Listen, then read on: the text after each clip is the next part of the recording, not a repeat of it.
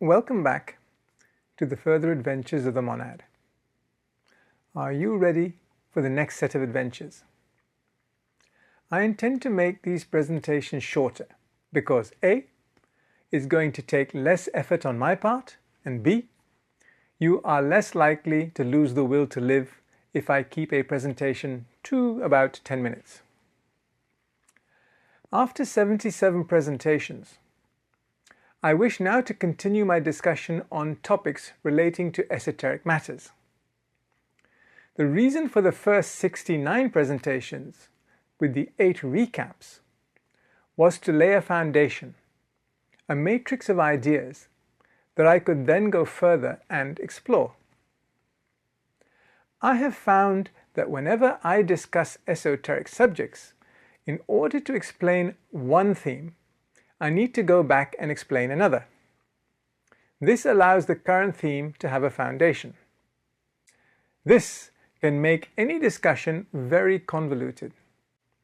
For this reason, I decided to lay out a framework that tied together all the basic ideas relating to life, the universe, and everything. Now when I raise a topic and people ask the question, where did I suddenly come up with this or that proposition? I can say, go back and review what has already been laid out. There you will find a coherent framework that is set within a life and world view propounded by the philosopher and mathematician Pythagoras. This is the only esoteric framework that links matter, motion, and consciousness into one coherent whole.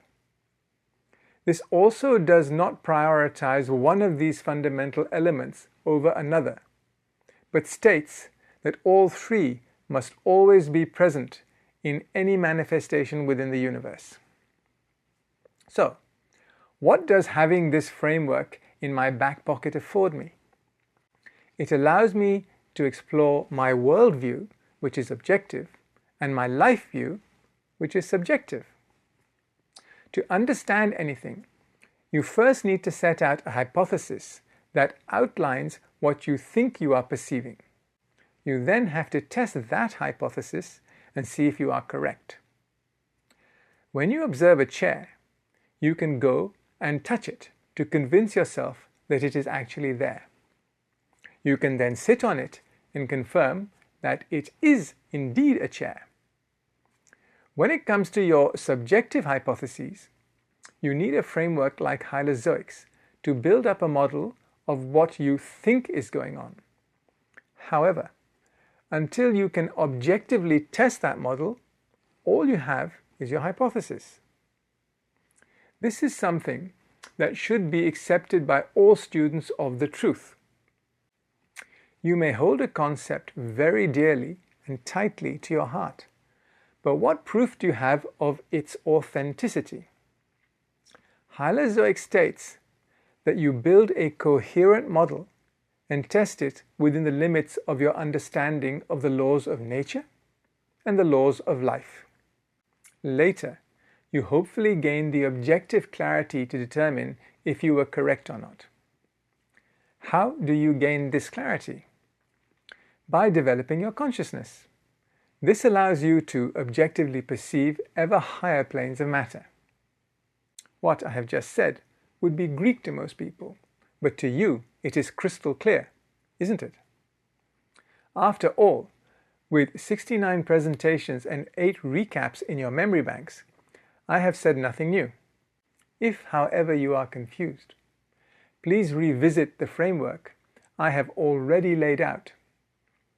An alternative is to post a question on my YouTube channel or on my website, links to which are in the description box below.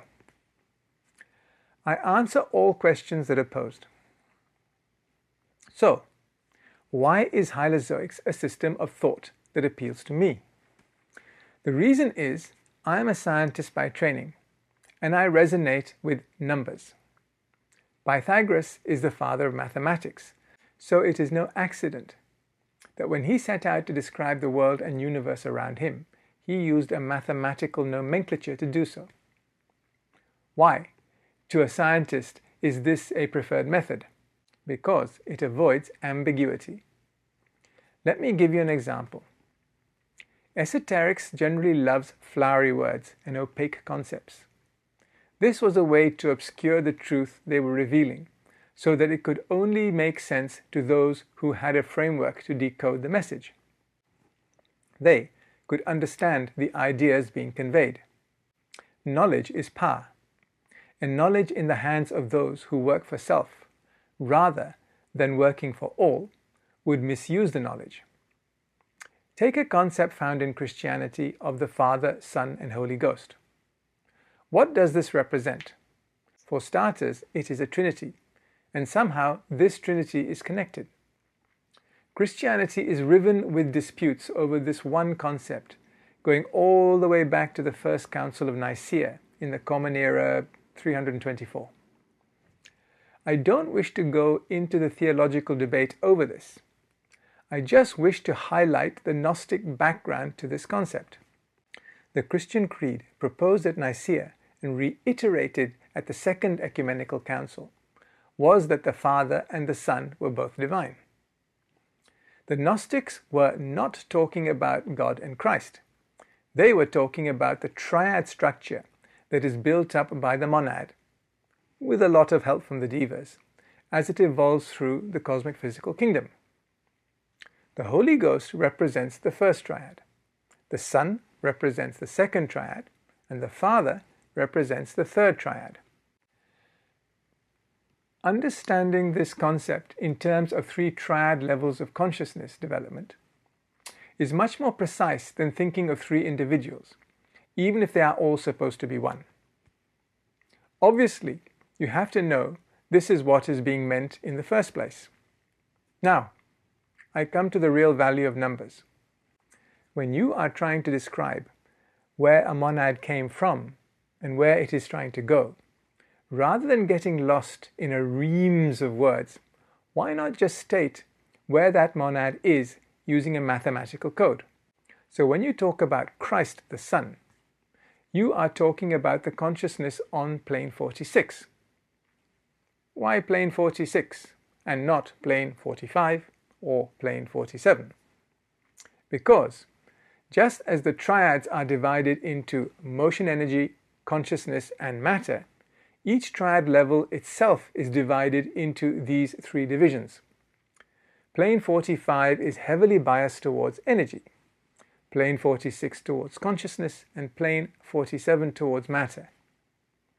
Because we are using numbers to define where we are, when we then use a conceptual term like consciousness, we know exactly where to place that idea.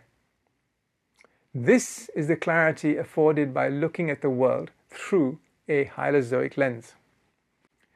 I wish to finish up this presentation by looking at the information contained within Hylozoics and esoterically derived knowledge in general. Where does it come from? Lawrence, remember him, stipulates that only knowledge given to us by the hierarchy can be considered to be correct. You may have an aunt who is in direct communication with lizard people from Betelgeuse. But alas, she is only being misled by mischievous discarnate entities on the emotional plane. The one place the hierarchy does not hang out is on the emotional plane.